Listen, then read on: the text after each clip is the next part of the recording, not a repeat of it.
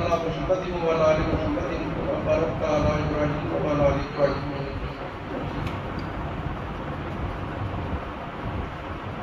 يا رب صل وسلم دائما أبدا على حبيبك خير خلق كلهم رب اشرح لي صدري ويسر لي أمري واحلل عقدة من لساني يفقهوا قولي پورے انتہائی قابل احترام بزرگوں عزیزوں، پچھلے ایک جمعوں سے حضرت عمر فاروق رضی اللہ تعالیٰ عنہ کی سیرت آپ کے سامنے میں بیان کر رہا تھا۔ قرآن حکیم کے حوالوں سے میں نے بات عرض کی کہ قرآن کے کم و بیش 22 مقامات ایسے ہیں فاروق رضی اللہ تعالیٰ عنہ نے اپنی رائے کا اظہار کیا، اللہ نے وہی الفاظ قرآن کی صورت بنا دیے۔ نبی کریم صلی اللہ علیہ وسلم کے متعدد فرامین آپ کی شان میں، حضرت عمر فاروق رضی اللہ تعالیٰ عنہ کی شان میں۔ پچھلے سے پچھلے جمعے پہ حضرت عمر فاروق رضی اللہ تعالیٰ عنہ کے جو بڑے ٹھوس عقائد ہیں وہ کیا ہیں، میں نے آپ کے سامنے عرض کیے۔ نبی کریم صلی اللہ علیہ وسلم سے بے طرح محبت کرتے تھے حضرت عمر فاروق رضی اللہ تعالیٰ عنہ۔ یاد ہوگا میں نے عرض کیا کہ بیٹے سے چھری مانگی کہ میرے بیٹے ذرا آستین لمبی ہے، میں اسے کاٹنا چاہتا ہوں۔ ابا جان گھر میں کینچی موجود ہے اور میں نے نبی صلی اللہ علیہ وسلم کو ایسے ہی کرتے ہوئے دیکھے۔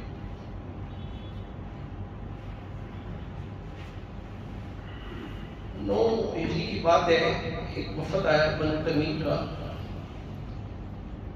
نبی کریم صلی اللہ علیہ وسلم جب کوئی بھی قبیلہ یا کوئی وفد اسلام قبول کرتا تھا تو رسول اللہ صلی اللہ علیہ وسلم عمومی طور پہ اس میں سے کچھ سردار مقرر کر دیتے تھے۔ تو رسول اللہ صلی اللہ علیہ وسلم بڑی خاص رائے 2 لوگوں سے لیتے تھے۔ رسول اللہ کا فرمان ہے کہ اللہ نے مجھے 2 وزیر آسمان کے اور 2 وزیر زمین کے عطا کیے ہیں۔ میرے زمین والے وزیر جو ہیں وہ ابو بکر صدیق رضی اللہ تعالیٰ عنہ اور عمر فاروق رضی اللہ تعالیٰ عنہ۔ آپ ان سے مشورہ کرتے تھے آپ کی کیا رائے ہے؟ بنو تمیم کا وفد آیا، نبی کریم صلی اللہ علیہ وسلم نے حضرت ابو بکر صدیق رضی اللہ تعالیٰ عنہ سے پوچھا، ابو بکر آپ کی کیا رائے ہے، کسے سردار بنایا ہے؟ یا رسول اللہ میں سمجھتا ہوں کہ اگر دیکھا جائے تو عقبہ بن معبد ان میں تھے، یا رسول اللہ نے سردار بنا دیا۔ عمر فاروق رضی اللہ تعالیٰ عنہ سے دریافت کیا کہ عمر آپ کی کیا رائے ہے؟ وہ عرض کرنے لگے کہ یا رسول اللہ اگر یہ اقرا بن حابس ہیں، اگر انہیں سردار بنا دیا جائے تو میری رائے میں یہ زیادہ عزت کرتے ہیں۔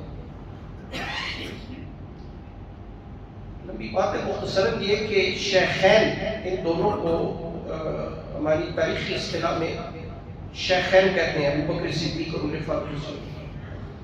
شیخین کی آوازیں نبی کریم صلی اللہ علیہ وسلم کی بارگاہ میں ذرا بلند ہو گئی، ہونی نہیں چاہیے تھی، بلند ہو گئی۔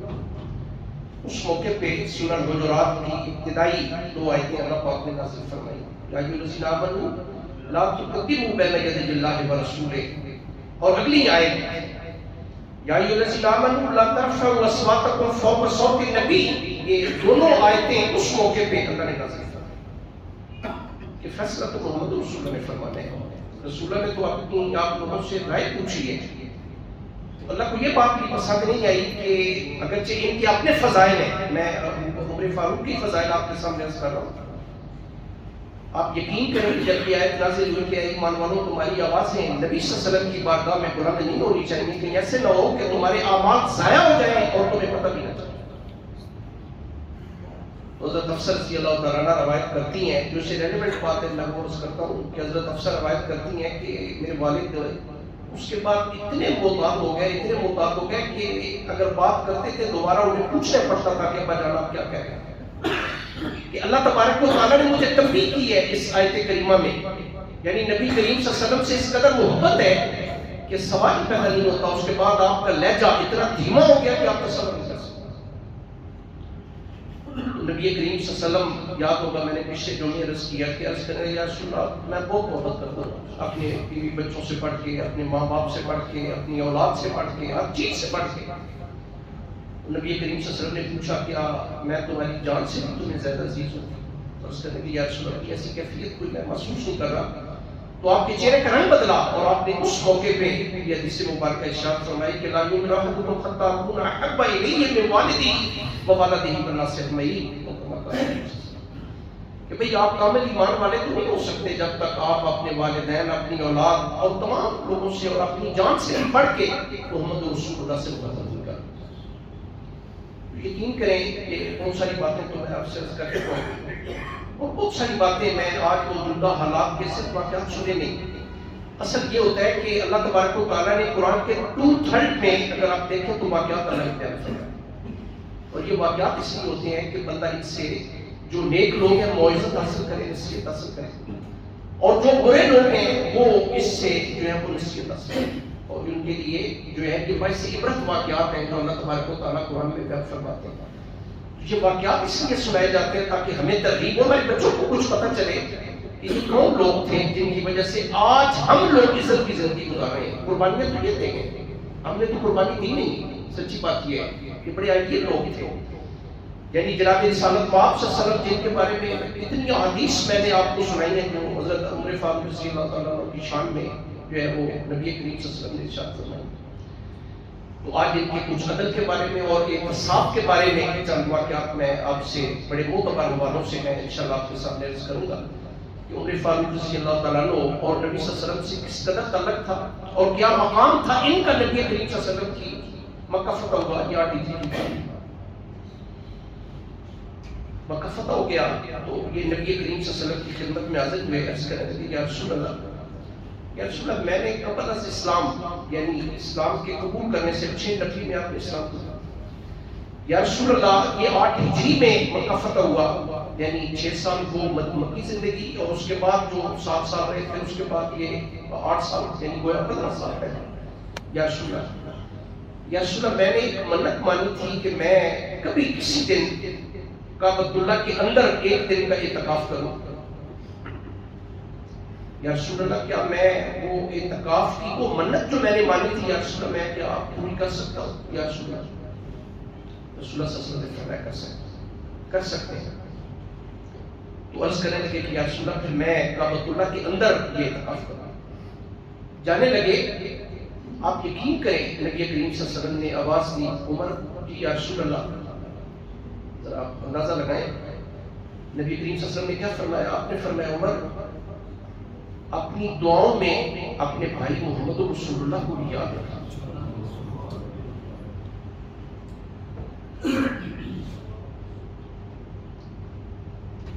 حالانکہ نبی کریم صلی اللہ علیہ وسلم کسی کی دعا کے محتاج تو نہیں، لیکن شان آپ ملاحظہ فرمائیں عمر فاروق رضی اللہ تعالیٰ عنہ کی کیا فرمایا نبی صلی اللہ علیہ وسلم نے کہ اپنی دعاؤں میں اپنے بھائی محمد رسول اللہ کو بھی یاد.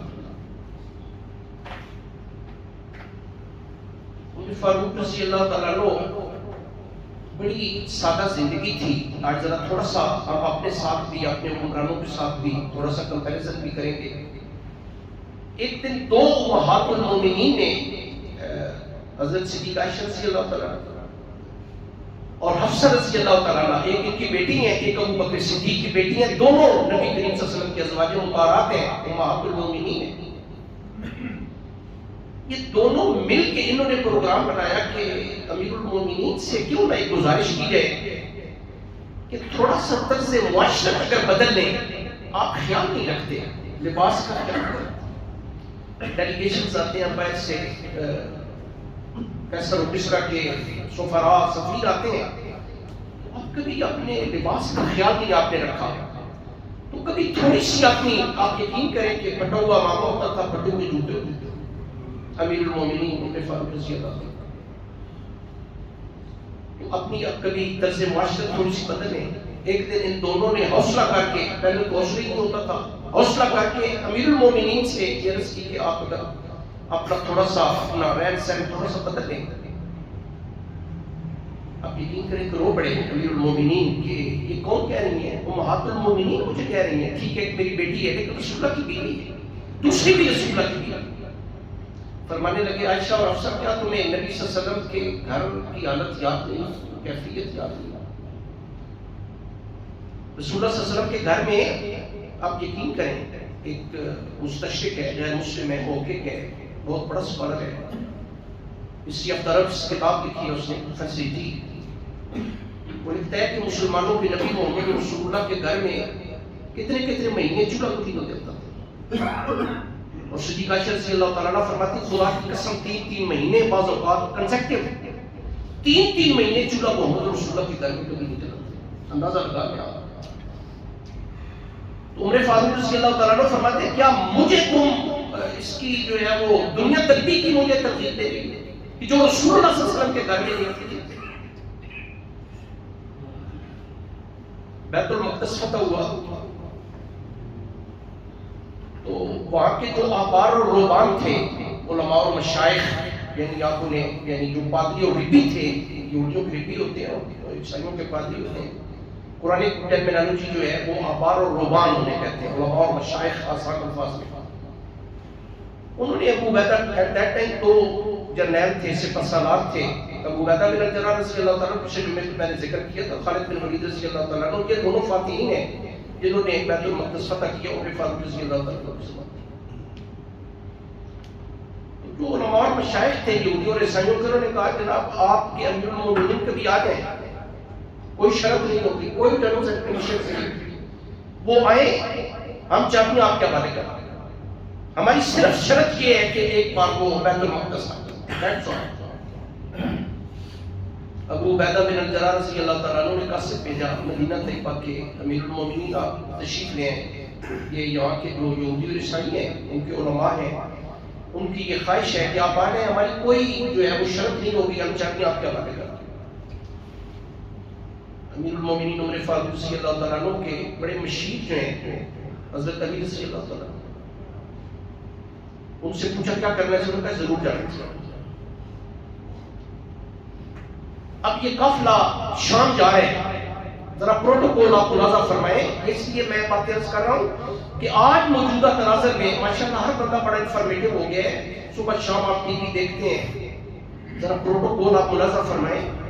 ایٹ دیٹ ٹائم 22.5 لاکھ مربع میل وسیع سلطنت کے خلیفہ تھے امیر المومنین عمر فاروق رضی اللہ تعالیٰ عنہ۔ ذرا ان کا پروٹوکول بھی ملاحظہ فرمائیں، ان کا لباس بھی، اور یہ ساری چیزیں آپ ذرا غور سے اور توجہ سے میری گزارشات سنیں گے، اور میں تاریخ کے معتبر حوالوں سے آپ سے بات عرض کروں گا۔ یہ قافلہ 2 بندوں پہ مشتمل ہے، ایک امیر المومنین ہے اور ایک آپ کا غلام ہے، اسلم نام ہے، اور سواریاں کتنی ہیں؟ 1 سواری۔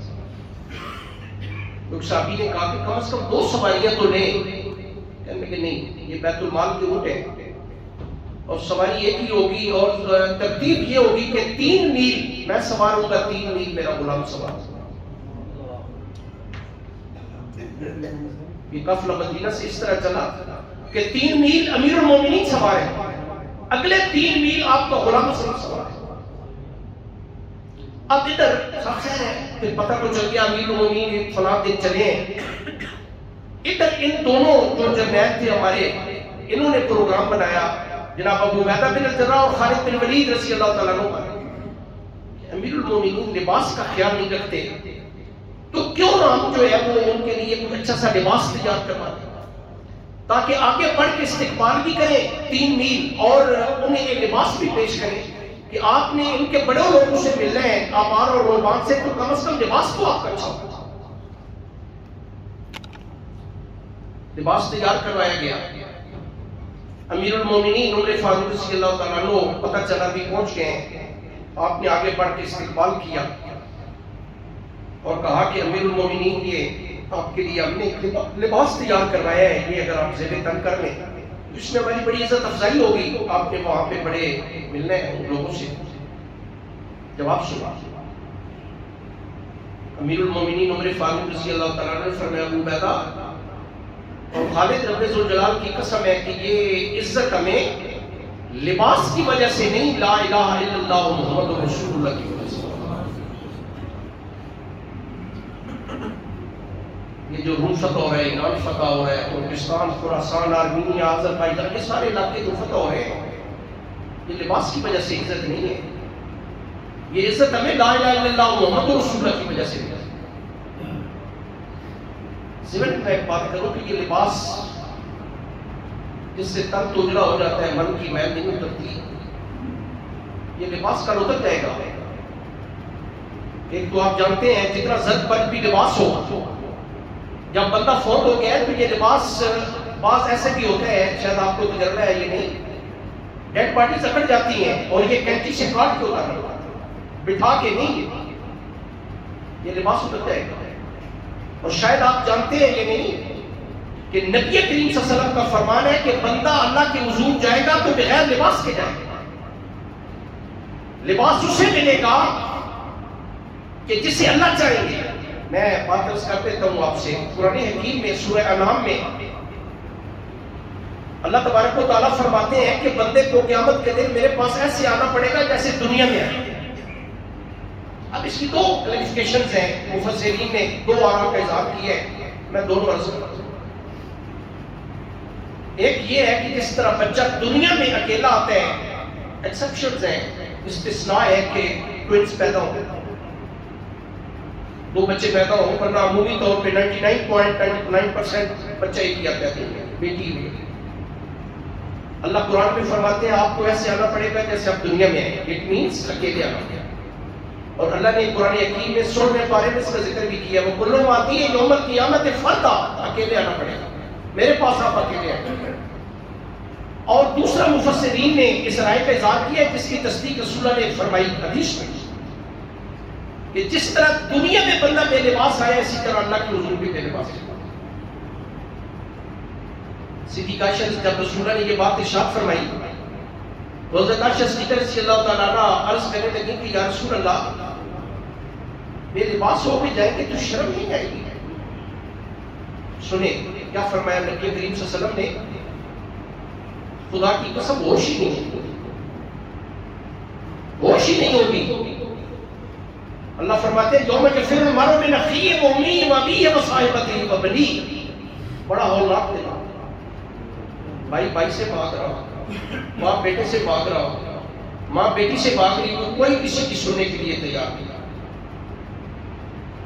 سن لیں نبی کریم صلی اللہ علیہ وسلم کی ایک اور حدیث مبارکہ، آپ فرماتے ہیں کہ سب سے پہلے لباس مجھے پہنایا جائے گا محمد رسول، پھر میرے بعد میرے بابا ابراہیم علیہ السلام کا، پھر اس کے بعد ہر بندے کو درجہ بدرجہ اعمال کے اعتبار سے پہنایا جائے گا، لباس پہنایا جائے گا۔ ایک روایت میں ہے کہ سب سے پہلے لباس میرے بابا ابراہیم علیہ السلام کو پہنایا جائے گا۔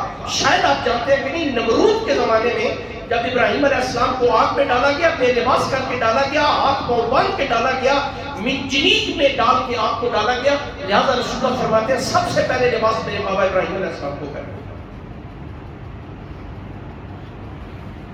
میں بات عرض کر رہا تھا کہ ابراہیم فرمایا جناب امیر المومنین عمر فاروق رضی اللہ تعالیٰ عنہ نے ابو عبیدہ بن الجراح اور خالد بن ولید کو کہ یہ عزت ہمیں لباس کی وجہ سے ہوتی نہیں، یہ عزت ہمیں لا الہ الا اللہ محمد رسول اللہ۔ تو کبھی بھی بندے کو، بلکہ میں ایک حدیث مبارکہ پڑھ رہا تھا، بڑا سخت مفہوم ہے اس کا کہ رسول اللہ صلی اللہ علیہ وسلم فرماتے ہیں جو بندہ لباس سے عزت چاہتا ہے، آپ ناراض نہ ہو، میں حدیث سنا رہا ہوں کہ جو بندہ لباس سے عزت چاہتا ہے، خدا کی قسم کا اسے ذلت کے لباس کے نام قیامت کے دن پہنا جائے کہ بندے کے دل میں ہاں اللہ وسائل نے اچھا لباس ہونا چاہیے، نبی صلی اللہ علیہ وسلم نے اچھا لباس پہنا ہے، نبی صلی اللہ علیہ وسلم نے اچھا لباس پسند کیا، لیکن انداز تکبرانہ نہیں ہونا چاہیے، تفاخرانہ نہیں ہونا چاہیے۔ بندہ یہ سمجھے کہ یہ چیز، یہ اظہار تشکر ہوتا ہے، اسے نعمت کے طور پہ ہونا چاہیے۔ ایک بندے کو نبی صلی اللہ علیہ وسلم نے الجھے ہوئے باتوں کے ساتھ دیکھا، نبی صلی اللہ علیہ وسلم نے ناگواری کا اظہار کیا، آپ نے فرمایا کیا تیرے پاس مال نہیں یا رسول اللہ، اتنے اونٹ ہیں، اتنی بکریاں، اتنی فلاں چیزیں، اتنی فلاں چیزیں، فرمایا اس کا اظہار کے لباس سے بھی ہونا چاہیے اور تیری وضاحت سے بھی ہونا چاہیے۔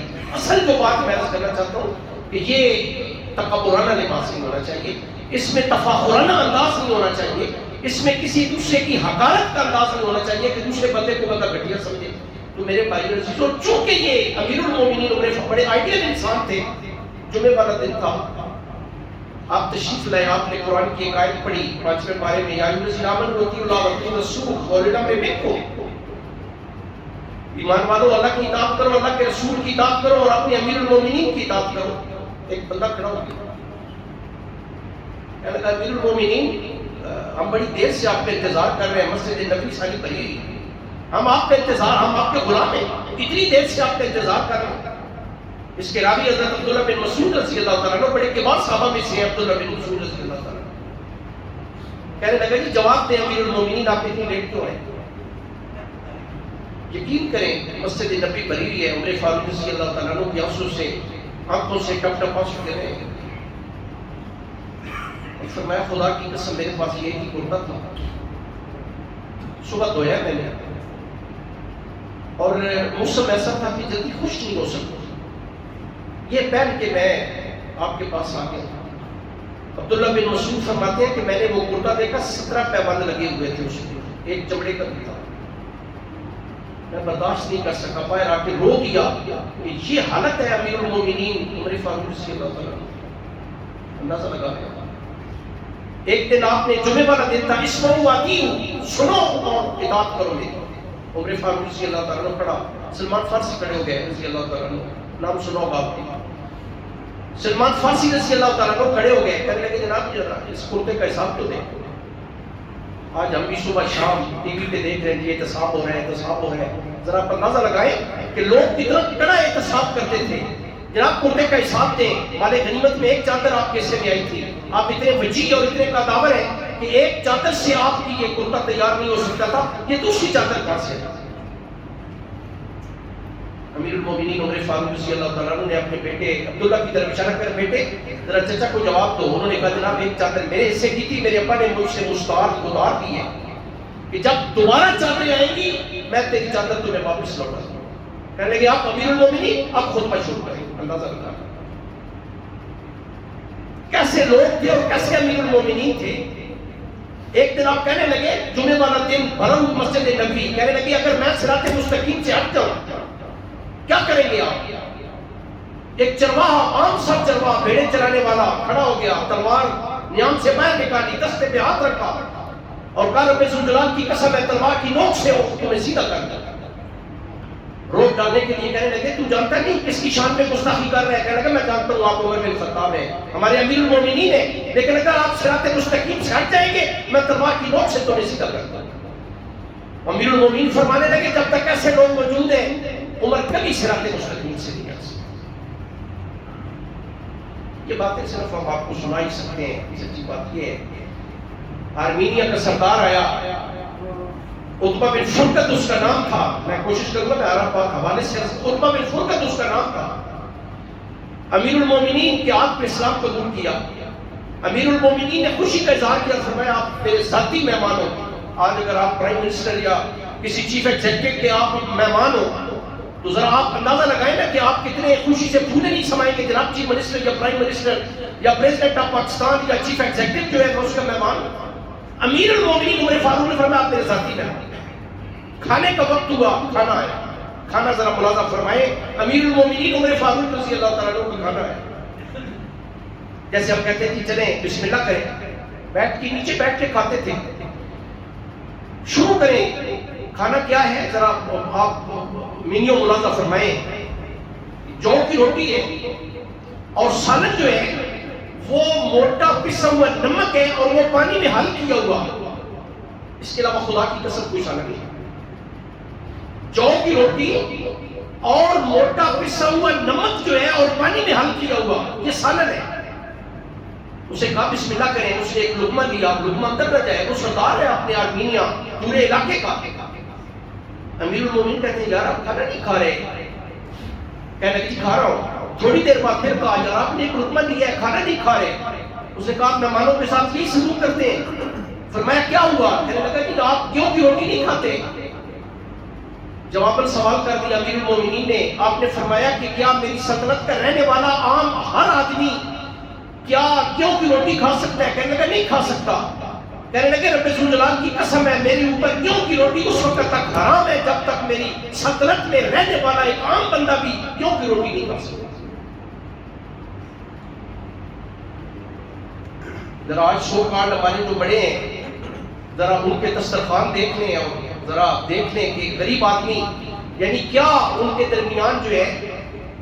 تو یہ حالت ہے امیر المومنین عمر فاروق رضی اللہ تعالیٰ عنہ. حضرت علی رضی اللہ تعالیٰ عنہ، حضرت عثمان اور حضرت امیر المومنین عمر فاروق رضی اللہ تعالیٰ عنہ بیت المال کے اونٹوں کے جو ہے وہ تحریر کر رہے ہیں، اندراج کر رہے ہیں رجسٹر میں. ان کی کیفیات جو ہے وہ ان کا اندراج کر رہے ہیں. ایک اونٹ بھاگ جاتا ہے، سر پہ پگڑی بھی نہیں ہے، امامہ بھی نہیں ہے، پاؤں میں جوتے بھی نہیں، امیر المومنین پیچھے بھاگ رہے ہیں اسے پکڑنے کے لیے. غلام کہتے ہیں کہ ہم پکڑ لیتے ہیں. فرمایا نہیں، میری ڈیوٹی ہے، میری ڈیوٹی ہے. آپ یقین کریں حضرت علی رضی اللہ تعالیٰ عنہ یہ دیکھ رہے ہوتے اور فرمایا کہ ھذا قوی الامین. یہ قرآن پاک میں جو شعیب علیہ السلام کی بیٹی نے حضرت موسیٰ علیہ السلام کا تعارف اپنے باپ شعیب علیہ السلام سے کروایا تھا، انہوں نے کہا تھا ھذا قوی الامین. خدا کی قسم محمد رسول اللہ کی امت کا قوی الامین عمر فاروق رضی اللہ تعالیٰ. اندازہ لگا لیں آپ. یعنی اتنی سادگی ہے جس کا آپ تصور نہیں کر سکتے. بحرین فتح ہوا، مشک آئی بحرین سے، مشک آئی. بڑے پریشان ہیں، 2 دنوں سے پریشان ہیں. بیوی نے پوچھ لیا، بیوی کا نام آپ کا تھا، آپ کا نے پوچھ لیا. ابھی بڑے پریشان ہیں. کہنے لگے یہ مشک آئی ہے، اسے وزن کون کرے، تولے کا کون؟ کہنے لگے اس لیے پریشان ہے، میں تولوں گی، میں وزن کر دوں گی. آپ فرمانے لگے جو تمہارے ہاتھوں پر لگے گی اس کا جواب کون دے گا؟ اندازہ لگائیں آپ، یہ جو ہاتھوں کو لگے گی تمہاری، قیامت کے دن اس کا جواب کون دے گا؟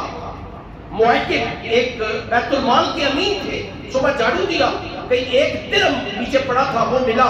امیر المومنین کا بیٹا کہیں باہر تھا، اسے بلا کے اسے کہا یہ میرے بیٹے یہ جیسے ہوتا ہے عمومی طور پہ کوئی بچہ کھیل رہا ہو، 1 درہم اسے دے دیا. وہ گھر لے گیا. امیر المومنین کو یہ کہاں سے آیا؟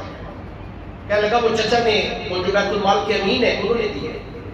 اسی وقت آئے، انتہائی غصے کا اظہار کیا، کہا کہ یہ جو تم نے، بلکہ جو الفاظ ہیں تاریخ میں کہ کون سی میں نے تمہارے ساتھ زیادتی کی ہے جس کا بدلہ یہ بھی ہے.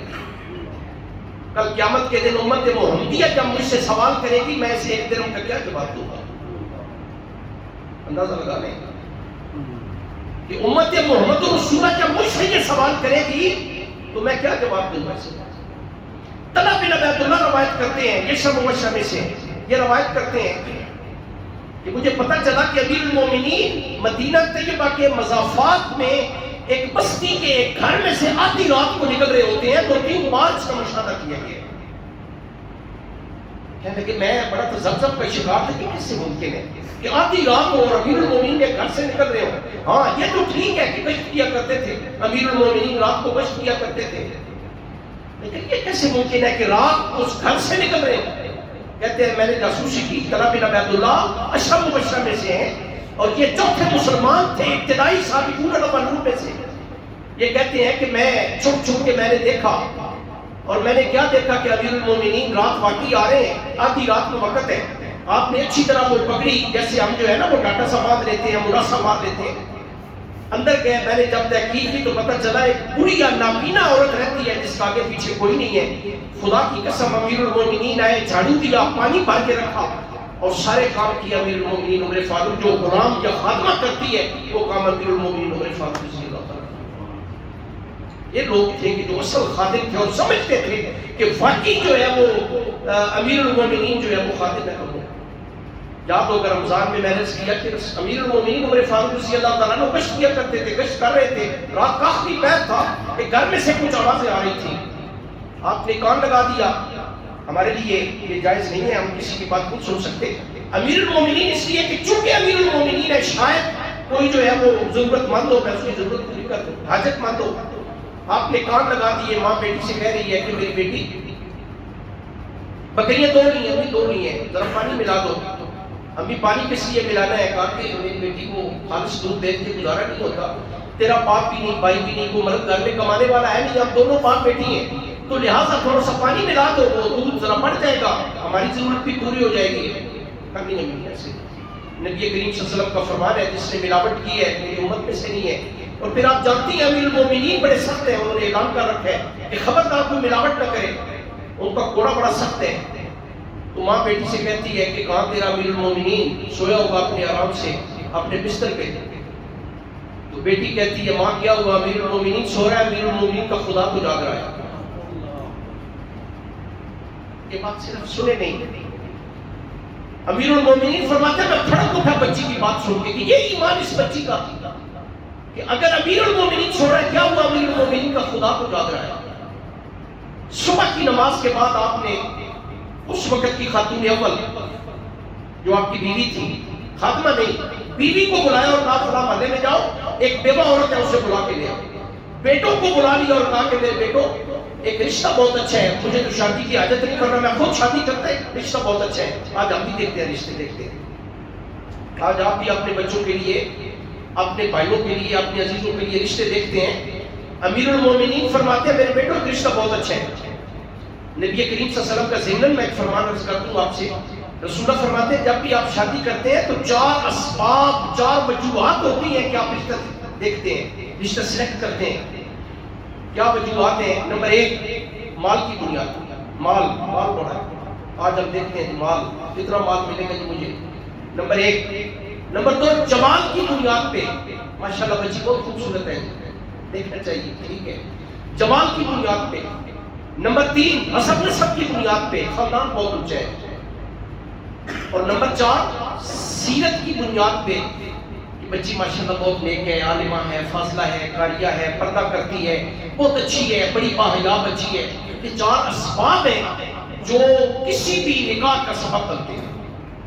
رسول اللہ نے فرمایا، قسم کھا کے فرمایا کہ وہ کامیاب شادی ہے جو سیرت کی بنیاد پر ہے. اگر آپ میرے بھائی ناراض نہ ہو، ضرور ناراض نہ ہو، خدا کی قسم آج ہم تینوں چیزیں باقی دیکھتے ہیں، سیرت کی بھی نہیں دیکھی، فرینکس بھی، مال بھی دیکھتے ہیں، جمال بھی دیکھتے ہیں، خاندان بھی دیکھتے ہیں. نبی صلی اللہ علیہ وسلم کو فرمان نہیں دیکھتے تو محبت کے دعوے بہت کرتے ہیں. عمر فاروق رضی اللہ تعالیٰ عنہ نے فرمایا میرے بیٹو ایک رشتہ بہت اچھے ہیں. اتنے تک وہ عورت آ گئی، بات مختصر کرتے ہیں، عورت آ گئی، نبی صلی اللہ علیہ وسلم نے چادر بچھا دی، فرمایا میری بہن تشریف رکھیں. عورت بیٹھ گئی، اب کانپ رہی ہے کہ امیر المومنین سے مطلب بات سن لی. آپ نے فرمایا میری بہن آپ نے کہیں بچی کی کوئی نسبت وغیرہ کوئی طے کر دی ہے؟ ہمارے یہاں جیسے کہتے ہیں منگنی وغیرہ کی. عورت رو پڑی، کہنے لگی کہ امیر المومنین بیوہ عورت ہو، میرا تو کوئی ہے ہی نہیں، بھائی بھی نہیں، بیٹا بھی نہیں، خامد بھی نہیں، کوئی ہے ہی نہیں، میرے پاس تو کوئی دولت ہی نہیں جو میں اپنی بچی کو جہیز کی صورت میں دے سکتی.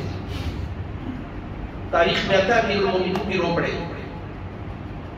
آپ نے فرمایا میری بہن جو دولت تیری بیٹی کے پاس ہے خدا کی قسم پورے مدینہ میں کسی کے پاس ہے، اور وہ لا الہ الا اللہ محمد رسول اللہ والی دولت ہے، وہ تقویٰ والی دولت ہے. اور آپ حیران ہوں گے سن کے جو بات میں عرض کرنے لگا ہوں، اس بچی کو اپنی بہو بنایا، اپنے بیٹے عاصم کی شادی کی اس سے. اور انہی کی اولاد میں سے آپ نے شاید نام سنا ہو، جو میرے بچے یونیورسٹی کالج کے اسٹوڈنٹس ہیں شاید وہ جانتے ہو، حضرت عمر فاروق رضی اللہ تعالیٰ عنہ کی اسی بچی اور اسی بچے کی اولاد میں سے نواسے تھے ان کے، اور آپ کی پوتی کے بیٹے تھے عمر بن عبدالعزیز جنہیں 5واں خلیفہ مانا جاتا ہے. عمر بن عبدالعزیز بن مروان بن حکم بن عاص بن امیہ بن عبد شمس بن عبد مناف بن قصی بن کلاب بن مرہ بن کعب بن لؤی بن غالب، یہ عمر بن عبدالعزیز جنہوں نے 2.25 سال خلافت کی، سالوں نے زہر دے کے آپ کو مار دیا، یہ 5واں خلیفہ مانا جاتا ہے. اس بچی کی اولاد میں سے وہ تھے. عمر فاروق رضی اللہ تعالیٰ عنہ بات میں کر رہا تھا کہ کس قدر سادگی تھی آپ نے، اور کس قدر غلام تھے آپ اپنے آپ کو غلام سمجھتے تھے. عبد الرحمن بن عوف رضی اللہ تعالیٰ عنہ روایت کرتے ہیں ایک قافلہ آیا بن پائٹ سے، جانتے ہی نہیں تھے کون سا قافلہ، مدینہ کے مضافات میں.